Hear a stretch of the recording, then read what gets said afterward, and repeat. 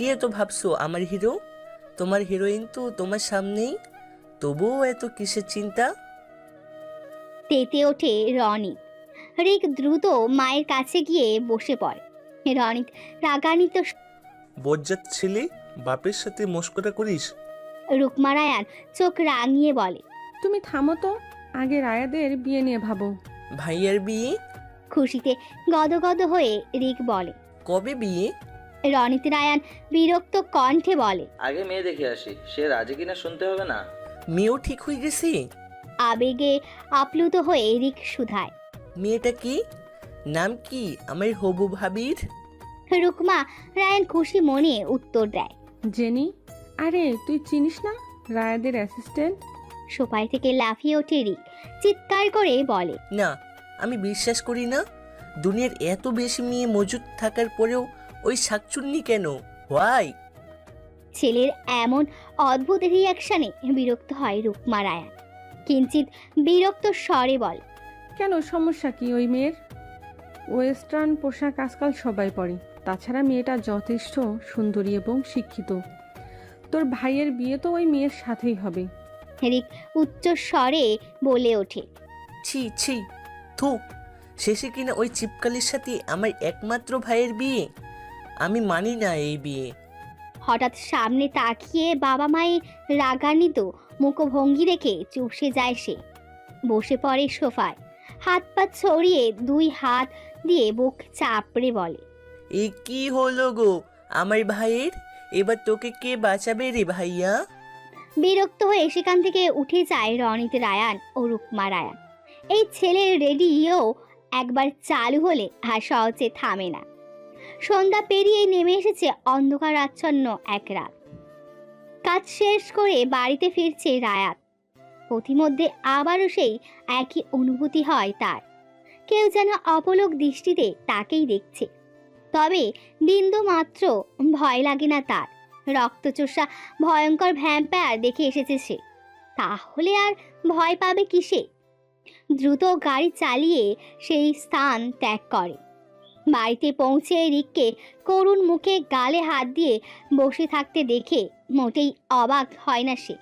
রিক 2 দিন পর পরই এমন নাটক সিনেমা করে, তাই এটা তার কাছে নতুন কিছু নয়। তাকে ইগনোর করে সিঁড়ির দিকে এগিয়ে যেতেই রিকের নজর পড়ে ভাইয়ের দিকে। হন্তদন্ত হয়ে উঠে আসে তার কাছে, রায়াদের দিকে চেয়ে করুণ স্বরে বলে। তোর কপাল বুঝি এবার পড়ল রে ভাইয়া?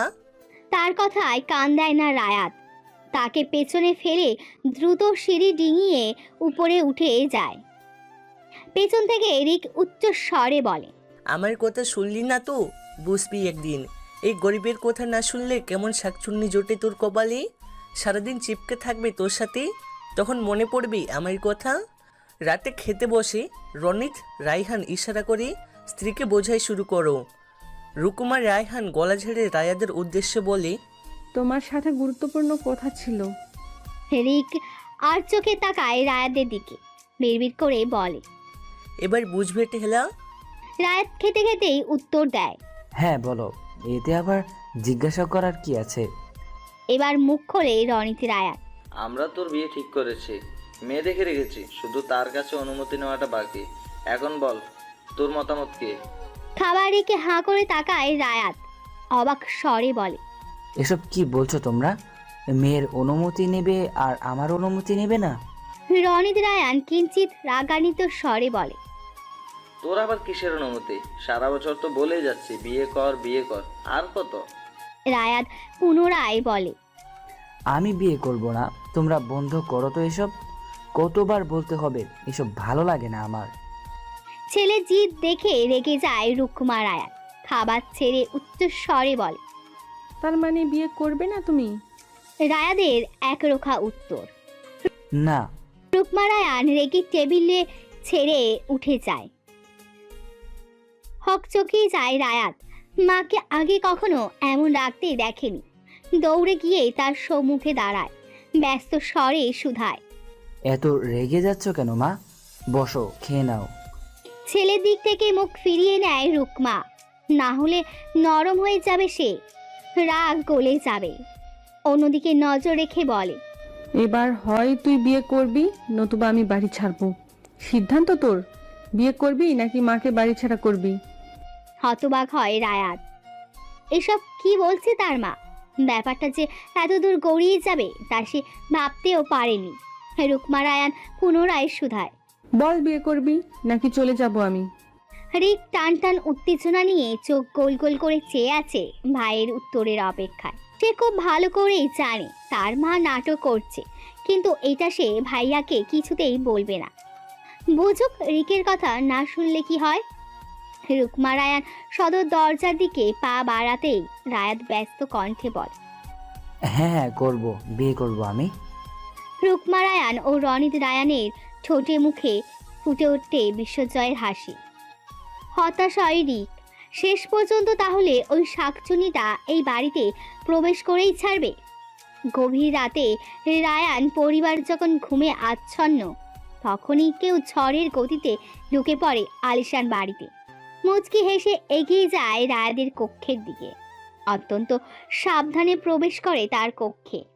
ঠোঁটে হাসি ঝুলিয়ে এগিয়ে যায় ঘুমে আচ্ছন্ন রায়াদের দিকে।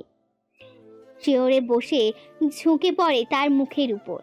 আলতো পর্শে গুছিয়ে দেয় এলোমেলো চুলগুলো। অমনি আচমকা চোখ মেলে তাকায় রায়াত। হতবাক নজরে দেখতে থাকে তার মুখের সম্মুখে ঝুঁকে থাকা ব্যক্তিটিকে। দ্রুত উঠে বসে বিরক্ত কণ্ঠে বলে, তুমি?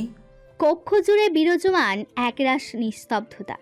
মাঝে মাঝে হালকা নিঃশ্বাসের আওয়াজ শ্রবণগোচর হলেও কারোর যেন মুখে ফুটে কিছু বলার অবকাশ নেই। ঘড়ির কাঁটা 1-2 করে এগোতে থাকে। নীরবতায় কেটে যায় অনেকটা সময়। ড্রয়িং রুমের সোফায় জেনি চুপচাপ মাথা নিচু করে বসে নিজের নখ খুঁটতেছে। তার সম্মুখেই বসে আছে রনিত রায়ান ও রুকমা রায়ান। তারা নিজেদের মধ্যে ফিসফিস করে কিছু আলোচনা করছে, যা জেনির শ্রবণগোচর না হলেও দূরের রায়ানের কক্ষে অবস্থানরত কেউ একজন সবটা পরিষ্কার শুনতে পাচ্ছে। পুরো ঘর জুড়ে অস্থিরভাবে পায়চারি করে চলেছে রিক। এসব অসহ্য লাগছে তার। দুনিয়ায় এত অতিরিক্ত মেয়ে মজুদ থাকার পরেও তার বাবা মা কেন যে এই মেয়ের পেছনে পড়েছে। নীলজ্জ, চিপকালির মেয়ে একটা। জেনি ভীত মুখশ্রী দেখে মুচকি হাসে রুকমা রায়ান। মেয়েটা বড্ড লাজুক। সে গলা ঝেড়ে বলতে শুরু করে, তোমার বাবা মা কোথায় থাকে? জেনি মাথা উঠিয়ে নরম স্বরে জবাব দেয়, আমার বাবা মা নেই আন্টি, আমি একা। ব্যথিত হয় রুকমা রায়ান।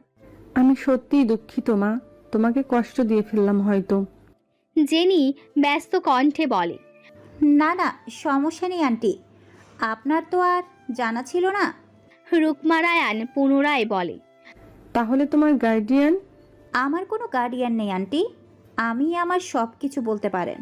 কথা শেষ করেই আবার মাথা নুইয়ে নেয় জেনি। এমন নম্র ব্যবহারে খুশিতে বাকবাকুম হয়ে রুকমা শুধায়, তোমাকে একটা কথা বলি মা, যদি কিছু মনে না করো। কিছু মনে করব কেন আন্টি, আপনি বলেন কি বলবেন। এতক্ষণ মনোযোগ দিয়ে সব কথা শুনছিলেন রনিত রায়ান। এবার সে নড়ে চড়ে বসে, হালকা কাশি দিয়ে বলে, তোমার যদি কোনো আপত্তি না থাকে তাহলে আমরা রায়াদের সাথে তোমার বিয়ে দিতে চাই, অবশ্য যদি তুমি রাজি থাকো আর কি। চকিতে তাকায় জেনি, অবাক স্বরে বলে, এইসব কি বলছেন আঙ্কেল? মানে বিয়ে এভাবে হুট করে? রনিত রায়ান স্ত্রীর দিকে একবার তাকায়।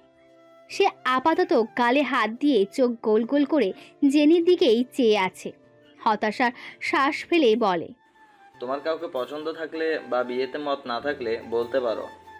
রিক বিড়বিড় করে বলে, রাজি হইস না চিপকালি, তোকে আরো ধোলা জামাই খুইজা দিমুনি। দোহাই তোর, আমার সরল সোজা ভাইটাকে ছাইড়া দে মেরি মা।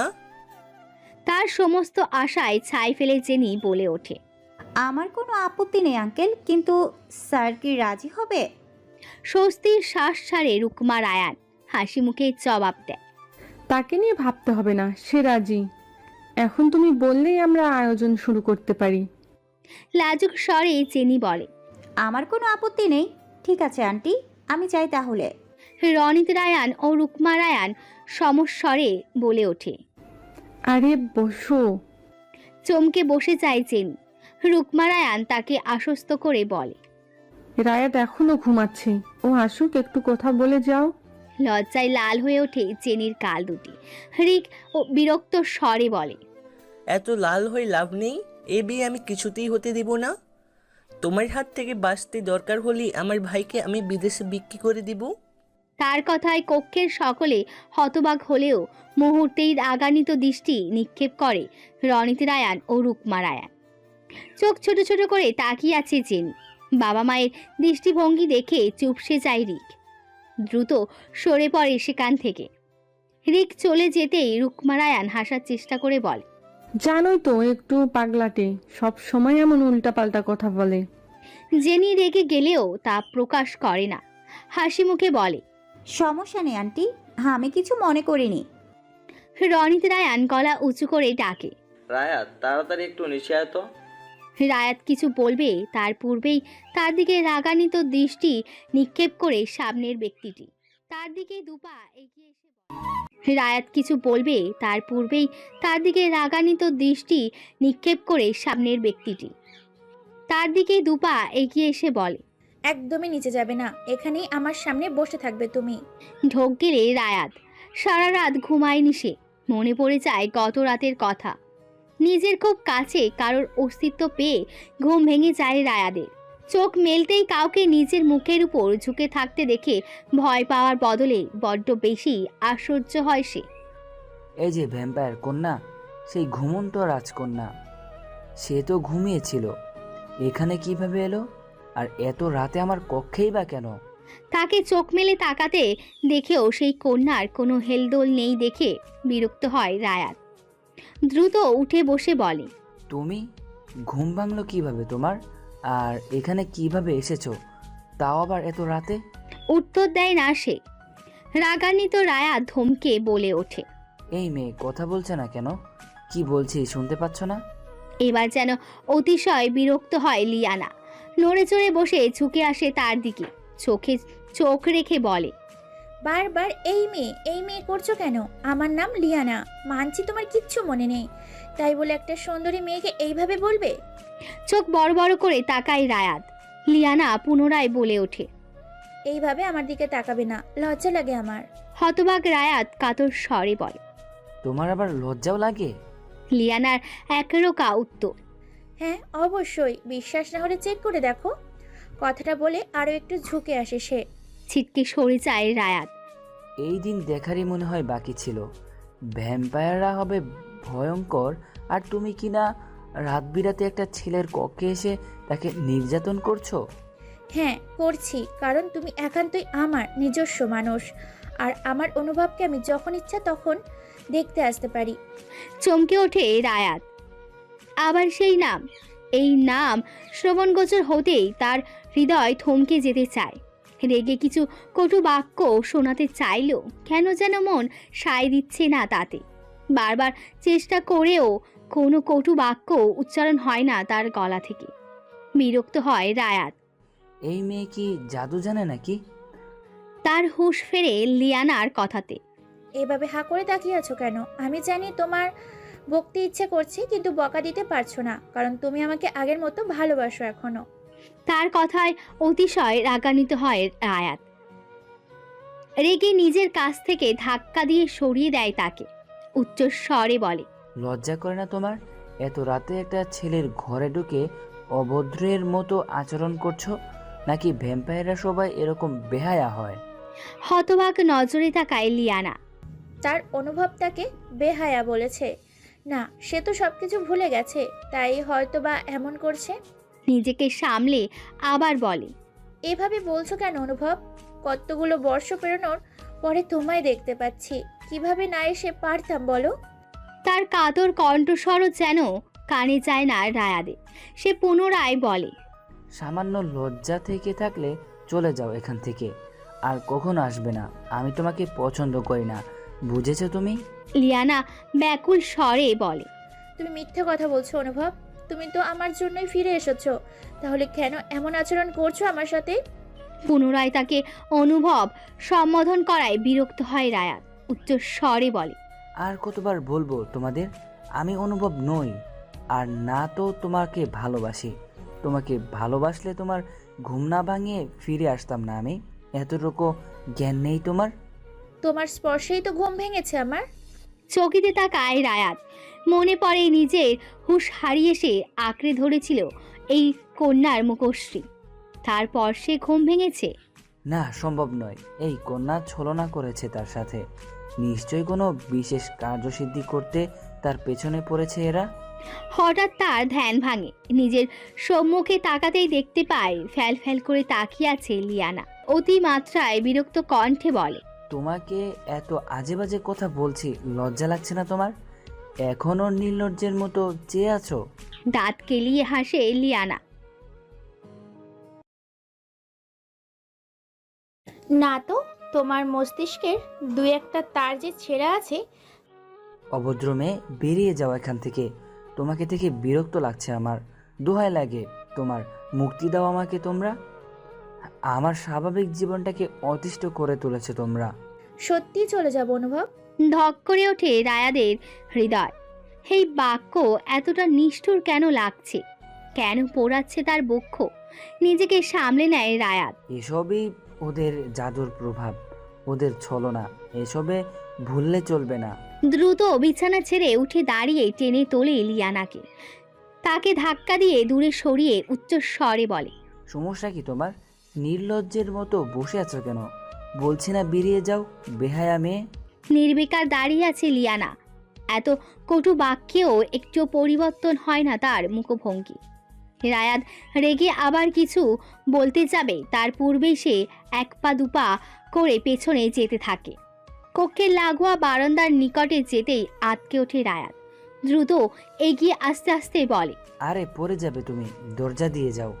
তার কথা পরিপূর্ণ না হতেই নিচে ঝাঁপিয়ে পড়ে লিয়ানা। চিৎকার করে ওঠে রায়াত। তার হৃদযন্ত্রটা আজ থমকে যেতে চাইছে। গলা দিয়ে আর কোনো শব্দ বেরোতে সায় দিচ্ছে না। শরীরের অঙ্গ প্রত্যঙ্গগুলো ভুলে গেছে নিজেদের কার্য সম্পাদন করতে। তখনই দরজায় করাঘাত পড়ে। রুকমা রায়ান চিন্তিত সুরে শুধায়, রায়াত, চিল্লাচ্ছ কেন? কি হয়েছে বাবা? নিস্তব্ধ রায়াতকে চমকে দিয়ে নিচ থেকে লিয়ানা উড়ে আসে নিজের বাদামি টানা মেলে। দেহে প্রাণ ফিরে আসে রায়াদের। গলা উঁচিয়ে বলে, মা, আমি ঠিক আছি। বাথরুমে গিয়ে ভয় পেয়েছি, তুমি যাও। রুকমা রায়ান কিঞ্চিত রাগান্বিত স্বরে বলে, এত বড় ধেড়ে ছেলে আর বাথরুমে গিয়ে ভয় পায়? ছি, মান সম্মান আর কিছু রাখলি না তোরা। কথা শেষ করে সে নিজের কক্ষের দিকে পা বাড়ায়। স্বস্তির শ্বাস ছাড়ে রায়াত। সে জানতো এই কথা বললেই তার মা চলে যাবে। দ্রুত উঠে এগিয়ে যায় লিয়ানার দিকে। তার দু বাহু ধরে ঝাঁকিয়ে ব্যস্ত স্বরে প্রশ্ন করে, উন্মাদ হয়ে গিয়েছো তুমি। এটা কোনো বেরোনোর জায়গা হলো? এত বড় দরজাটা চোখে বাঁধেনি তোমার? পড়ে গেলে কি হতো? কথা বলছো না কেন, বলো। নিজেকে ছাড়িয়ে মুচকি হাসে লিয়ানা। নির্বিকার ভঙ্গিতে উত্তর দেয়। ভ্যাম্পায়ার এত সহজে মৃত্যুর স্বাদ গ্রহণ করতে পারে না। তার উত্তরেও উত্তেজনা কমে না রায়াদের। সে পুনরায় বলে, ভ্যাম্পায়ার হয়েছে বলে কি যা ইচ্ছা তাই করবে? এইসব আমার সামনে করবে না, বলে দিচ্ছি। আর একটু হলে আমার হার্ট কাজ করা বন্ধ করে দিত। মুখে হাসি বজায় রেখেই লিয়ানা আবার বলে, তাহলে কি করতে বলছো? রাগ হয় রায়াদের। তার চিন্তার মধ্যেও মেয়েটা হাসছে। রাগান্বিত স্বরে বলে, চলে যাও তুমি, যেদিক দিয়ে ইচ্ছে চলে যাও, কিন্তু আমার সামনে ভ্যাম্পায়ার শক্তি দেখাবে না একদম। লিয়ানা বলতে চায়, তুমি কি আমাকে হারানোর ভয় পাচ্ছ অনুভব? কিন্তু তার পূর্বেই রায়াদ বলে, তুমি এখান থেকে পড়ে মরলে পুলিশ কেস হবে। আমার মান সম্মান নিয়ে ছিনিমিনি খেলবে সবাই। তা না হলে কোনো সমস্যা হতো না আমার। কাতর চোখে তাকায় লিয়ানা, তবে আকুতি করে না নিজের ভালোবাসার। হাসি মুখেই বলে, আমি চলে যাব, আর কখনো নিজের ভালোবাসার দাবি নিয়ে ফিরে আসবো না তোমার নিকট। আর না তো তোমাকে অনুভব বলে সম্বোধন করব। তবে একটা শর্ত আছে, রাজি থাকলে হাত পা তুলে সম্মতি জানাও। খুশি হয় রায়াত। কোনো কিছু না ভেবেই রাজি হয়ে যায় সে। ঠোঁট বাঁকায় লিয়ানা। তবে তা নজর এড়ায় না রায়াদের। তার চারিদিকে দুটো চক্কর লাগায় লিয়ানা, ঘাড় কাত করে বলে, আমি আজ এখানে থাকবো সকাল পর্যন্ত। কি? তোমাকে আমি আর এক মুহূর্ত সহ্য করব না, বেরিয়ে যাও বলছি। এখনো সময় আছে, ভেবে দেখো। সকালে নিজেই চলে যাব আমি, আর কখনো তোমাকে বিরক্ত করব না। কিছুক্ষণ ভেবে সম্মতি জানায় রায়াত। প্রতিদিন বিরক্ত হওয়ার চেয়ে একদিন হওয়া ভালো। ঠিক আছে, থাকো তবে, এই শেষ। আর কখনো আমার ধারে কাছে ঘেঁষবে না। বিছানার দিকে এগিয়ে যায় রায়াত। তার আড়ালেই ঝরে পড়া অশ্রুকণা দ্রুত হাতে মুছে ফেলে লিয়ানা। মুখে হাসি ফুটিয়ে রায়াদের শিয়রে গিয়ে বসে, এক দৃষ্টিতে চেয়ে থাকে রায়াদের দিকে। অস্বস্তিতে চোখ খিচে বন্ধ করে নেয় রায়াত। তবে তাদের মধ্যে আর কোনো কথা হয় না। কেটে যায় নিদ্রাহীন একটি রাত। দুজনের নীরবতার মাঝেই রাতের অন্ত হয়ে দিনের সূচনা ঘটে। সকাল সকাল রায়াদের বাবা মায়ের তলব পেয়ে হাজির হয় জেনি। রায়াদের একটু ঘুমের ঘোর লেগেছিল, তাও শেষ হয়ে যায় তাদের কথোপকথনে। নিচের কথা রায়াত স্পষ্ট শুনতে না পারলেও লিয়ানা প্রতিটা কথা শুনতে পাচ্ছে। ভ্যাম্পায়ারদের শ্রবণ শক্তি অতি প্রখর। রাগে উঠে দাঁড়াতে নিলেই মনে পড়ে কাল রাতে রায়াতকে সে কথা দিয়েছে ভালোবাসা দাবি আর করবে না সে। না দাঁড়িয়ে আবার বসে পড়ে। তবে কথোপকথনের এক পর্যায়ে নিজের রাগ সংযত করতে অক্ষম হয়। তবে অনুভবের বিয়ে দিবে অন্য মেয়ের সাথে। রাগান্বিত দৃষ্টিতে তাকায় রায়াদের দিকে, চিবিয়ে চিবিয়ে বলে, আমাকে দেখলেই বিরক্ত হয়ে যাও। আর ওই মেয়ে যাকে বিয়ে করবে সে কি আমার চেয়ে বেশি সুন্দরী? সুন্দরী না হলেও অন্তত তোমার মতো ভ্যাম্পায়ার তো নয়। লিয়ানার মনে পড়ে যায় সেদিনের কথা। সে ভ্যাম্পায়ার জেনেও তাকে নিজের বক্ষে আঁকড়ে ধরেছিল অনুভব। তার হিংস্র সত্তার ভয়ঙ্কর রূপী রূপ দেখেও মুগ্ধ হয়েছিল সে। তার চোখে চুম্বন করে বলেছিল, তুমি মোটেও ভয়ঙ্কর নও প্রিয়তমা, তুমি সব রূপেই আকর্ষণীয়। নিজেকে সংবরণ করে বিড়বিড়িয়ে বলে, তোমার প্রতিটা বিষ মিশ্রিত বাক্য আমার হৃদয় ভঙ্গের কারণ অনুভব। রায়াদের কোনো সারা শব্দ না পেয়ে বেরিয়ে যায় জেনি। তাই নাকি আজ জরুরি কাজ আছে। সিঁড়ি ডিঙিয়ে উপরে উঠে আসে রুকমা রায়ান। ছেলের কক্ষের দরজা এখনো বন্ধ দেখে বিরক্ত হয়ে বলে, এখনো নাকি সে ঘুমাচ্ছে? সারা রাত কি ডাকাতি করে বেরিয়েছে? সশব্দে দরজায় করাঘাত করে সে। ভীত দৃষ্টিতেই তাকায় রায়াত। লিয়ানা ইশারায় বোঝায়, দ্বার খুলে দাও। রায়াত একবার লিয়ানার দিকে তাকায়, আবার দরজার দিকে তাকায়। দরজার সন্নিকটে গিয়ে আবার পেছনে ফিরে লিয়ানাকে নিশ্চিন্তে পায়ের উপর পা তুলে বসে থাকতে দেখে চোখ রাঙায়। তবুও কোনো হেলদোল হয় না তার। বিরক্ত হয়ে দরজা খুলে দিতেই হুড়মুড় করে ঢুকে পড়ে রুকমা রায়ান। ভয়ে চোখ বন্ধ করে নেয় রায়াত। না জানি ওই মেয়েকে দেখে মা কি বলবে এখন। শুনতে পায় মায়ের রাগান্বিত কণ্ঠস্বর, কি করছিলে আব্বাজান? তোমার দ্বারা তো আজ পর্যন্ত একটা মেয়ে জুটলো না, আর আজ আমরা কষ্ট করে একটা মেয়ে খুঁজেছি, আর তুমি তার সাথে কথা বললে না? বিস্মিত হয় রায়াত।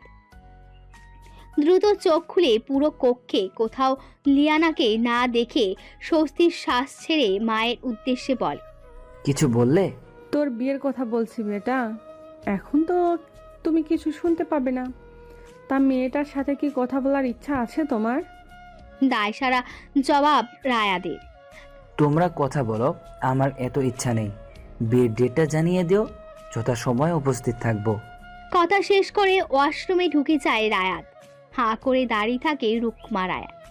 চিন্তিত কণ্ঠে বলে, এটাও কি তবে পাগল হলো রিকের মতো? রাস্তায় নিরলসভাবে ছুটে চলেছে রিক। আজ যেন সে দৌড়েই পৃথিবী জয় করবে। তার পেছনে ঘূর্ণিঝড়ের মতো ধেয়ে আসছে গ্রাউন্ড পরিহিতা এক কন্যা, যার সৌন্দর্যে সকলে বিমোহিত হয়েলেও পালাচ্ছে রিক। তার ধারণা এত সুন্দরী শুধু কোনো পরীই হতে পারে, আর এই কন্যা তাকে পরিরাজ্যে নিয়ে যেতেই পৃথিবীতে এসেছে। দৌড়ে দৌড়ে এক পর্যায়ে হাঁপিয়ে ওঠে। সে পেছনে ফিরে মেয়েটাকে এখনো ফুল স্পিডে দৌড়াতে দেখে তার চোখ কোটর ছেড়ে বেরিয়ে আসতে চায়। শেষে কিনা তার মতো অতি হ্যান্ডসাম একটা ছেলে পরীর পাল্লায় পড়ল। কি সাংঘাতিক ভয়ঙ্কর ঘটনা! তাকে আর পৃথিবীতে কেউ দেখতে পাবে না। সে পরিরাজ্যের বাসিন্দা হয়ে যাবে। ভাবনার মাঝেই কেউ তার শার্ট টেনে ধরে। মেয়েটা সামনে এসে রাগান্বিত স্বরে বলে,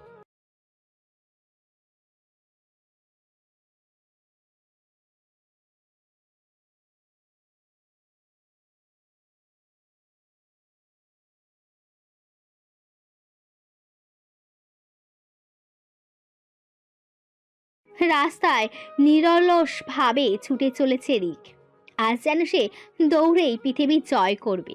তার পেছনে ঘূর্ণিঝড়ের মতো ধেয়ে আসছে গ্রাউন্ড পরিহিতা এক কন্যা, যার সৌন্দর্যে সকলে বিমোহিত হয়েলেও পালাচ্ছে রিক। তার ধারণা এত সুন্দরী শুধু কোনো পরী হতে পারে, আর এই কন্যা তাকে পরিরাজ্যে নিয়ে যেতে পৃথিবীতে এসেছে। দৌড়ে দৌড়ে এক পর্যায়ে হাঁপিয়ে ওঠে। সে পেছনে ফিরে মেয়েটাকে এখনো ফুল স্পিডে দৌড়াতে দেখে তার চোখ কোটর ছেড়ে বেরিয়ে আসতে চায়। শেষে কিনা তার মতো অতি হ্যান্ডসাম একটা ছেলে পরীর পাল্লায় পড়ল। কি সাংঘাতিক ভয়ঙ্কর ঘটনা! তাকে আর পৃথিবীতে কেউ দেখতে পাবে না। সে পরিরাজ্যের বাসিন্দা হয়ে যাবে। ভাবনার মাঝেই কেউ তার শার্ট টেনে ধরে। মেয়েটা সামনে এসে রাগান্বিত স্বরে বলে, এই ছেলে, পালাচ্ছ কেন আমাকে দেখে? আমাকে কি ভূতের মতো লাগছে? এমনি মেজাজ খারাপ, দ্রুত বলো। ঢোক গেলে রিক কাঁপা কাঁপা স্বরে বলে, তুমি পরিরাজ্য থেকে আসনি? মেয়েটা বিরক্ত কণ্ঠে বলে, পরিরাজ্যটা আবার কোন গ্রহে? আমি রায়হান প্যালেস থেকে আসছি। ভ্রু কুঁচকে তাকায় রিক কৌতূহলী হয়ে শুধায়। রায়হান প্যালেসে কার কাছে গিয়েছিলে? মেয়েটা চিৎকার করে বলে, চুরি করতে গিয়েছিলাম। এতক্ষণ রিকের ভুল ধারণা ভেঙে গেছে। এই মেয়ে আর যাই হোক পরী নয়, তবে পরীর মতোই সুন্দরী। আগ্রহের সাথে বলে, ওই বাসায় কি চুরি করতে গিয়েছিলে? ওখানে শুধু নকল জিনিসে ভরপুর, চোর বাজারও ভালো দাম পাবে না তো। রেগে যায় মেয়েটা। তার চোখের দিকে হাত বাড়িয়ে রাগান্বিত স্বরে বলে, অযাচিত কথা বললে চোখ গেলে দেবো একদম। হতভম্ব হয়ে চেয়ে থাকে রিক। এই মেয়ে তো তার থেকে আরো এক ধাপ উপরের খেলোয়াড়। কণ্ঠ নরম করে বলে, তুমি কেন গিয়েছিলে বললে আমি হয়তো তোমার সাহায্য করতে পারি। চোখ চিকচিক করে ওঠে মেয়েটার। লাফিয়ে উঠে বলে, সত্যি করবে? তাহলে ওই রায়হানের হবু বউকে আমার হাত হয়ে 2টা থাপ্পড় দিয়ে এসো। রিক বিড়বিড়িয়ে বলে। আমিও তো সেটাই চাই। তার বিড়বিড়িয়ে বলা কথাটা স্পষ্ট শ্রবণগোচর হয় মেয়েটার। সে মনে মনে বলে, রং নাম্বারে ডায়াল করে ফেললাম মনে হচ্ছে। সে কিছু বলার পূর্বেই রিক বলে, আমি রায়হানের একমাত্র ছোট ভাই রিক রায়হান। মানে যে বাড়িতে তুমি চুরি করতে গিয়েছিলে, আমি সেখানকার স্থায়ী বাসিন্দা। এরপর গেলে আমাকে বলবা, ওকে? স্থায়ীদের হেল্প নিলে সুবিধা হবে। হেসে ওঠে মেয়েটা, ফিসফিসিয়ে বলে। অবাক চোখে তাকায় রিক। নিজের 2 গালে হাত চেপে ধরে চিন্তিত স্বরে বলে, আমি গিয়েছিলাম রায়হানের হৃদয় চুরি করতে, কিন্তু সফল হয়নি। ওটা একটা হিটলারের বংশধর, ওর কি আবার হৃদয়ও আছে নাকি? একদমই ঠিক বলছো, হৃদয়ের একটা খুনাও নেই। খুশি হয় রিক। এই প্রথম কারোর সাথে তার ভাবনা খাপে খাপ মিলে যাচ্ছে। সে হাত বাড়িয়ে বলে, তাহলে আজ থেকে আমরা বন্ধু। মেয়েটা ভাবুক স্বরে বলে, তোমাকে দেখে তোমার ভাইয়ের মতো অসভ্য মনে হচ্ছে না। তুমি আমার মতোই নিষ্পাপ আর সুশীল, তাই বন্ধু হওয়াই যায়। লাফিয়ে ওঠে দুজনে। অতঃপর রিক শুধায়, তোমার নামটাই তো বললা না? লিয়ানা, আমার নাম লিয়ানা। বাবা মায়ের সম্মুখে দাঁড়িয়ে আছে রায়াত। ছেলের রাগান্বিত মুখশ্রী দেখে চুপসে গেছে রুকমা রায়হান ও রনিত রায়হান। আজ মেডিকেলে যখন জেনি তার দিকে লজ্জা মিশ্রিত চাহনি নিক্ষেপ করছিল, তখন সে কিছুই বুঝেনি। কিছু না বলতেই আগে আগে সব কিছু এগিয়ে দিচ্ছিল সে। এরকম আজব কর্মকাণ্ডে অবাক হয়ে চেয়েছিল রায়াত। জেনির লাজুক চাহনি ভীষণ অস্বস্তিতে ফেলেছিল তাকে।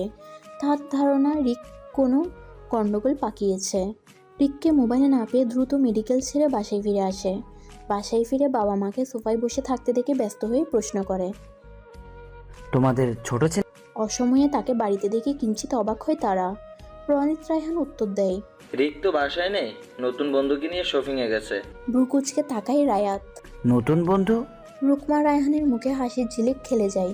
খুশিতে গদগদ হয়ে বলে, হ্যাঁ, একটু সুন্দরী মেয়ে। রিকের পছন্দ আছে বটে, তোমার মতো অকর্মণ্য নয়। স্বাভাবিকভাবেই হা হয়ে যায় রায়াত। তার বুঝে আসে না কোন মা বাবা ছেলের মেয়ে বন্ধুর কথা জেনে এত খুশি হয়। আবার তার মতো একজন ডাক্তারকে কিনা অকর্মণ্য বলছে, তাও আবার শুধু মেয়ে পড়াতে পারেনি বলে। নিজেকে সংবরণ করে বলে, তোমার বজ্জাত ছেলে আমার কল পর্যন্ত ওঠাচ্ছে না। মেয়ে বন্ধু এতই সুন্দরী যে ভাইয়ের কল ওঠানোর সময় নেই তার। রুকমা রায়হান ভাবুক স্বরে বলে। মেয়েটা আসলে অনেক বেশি সুন্দরী। বিরক্ত হয় রায়াত। আরে রাখো তোমার সুন্দরী, রিককে কল দাও, ওর জন্য আমার হসপিটাল ছেড়ে ফিরে আসতে হয়েছে। পাত্তা দেয় না রুকমা রায়হান। তার ছোট ছেলে নিশ্চয়ই কোনো ভালো কাজ করেনি, অবশ্য উল্টাপাল্টা কিছুই করেছে। রনিত রায়হান অবাক কণ্ঠে শুধায়, কেন, কি করেছে রিক? অস্বস্তিতে পড়ে রায়াত, কোনো মতে বলে। কিছু না। রুকমা রায়হান বিরক্ত কণ্ঠে বলে, তাহলে এমন ধেরে গলায় চিল্লাচ্ছ কেন? আর জেনির সাথে কি কথা বলেছ?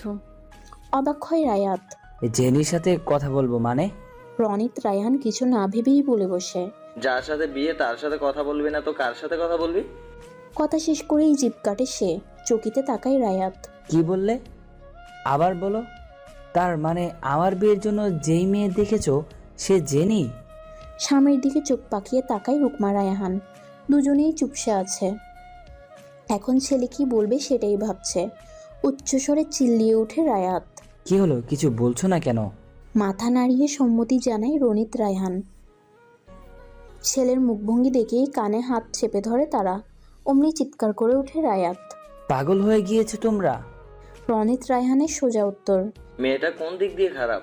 একটা সমস্যা বলো আমাকে। তাই বলে আমার অ্যাসিস্ট্যান্ট? দুনিয়ায় আর কোনো মেয়ে ছিল না? এবার মুখ খোলে রুকমা রায়হান, গম্ভীর মুখে বলে, বিয়ে তোমার জেনিকেই করতে হবে।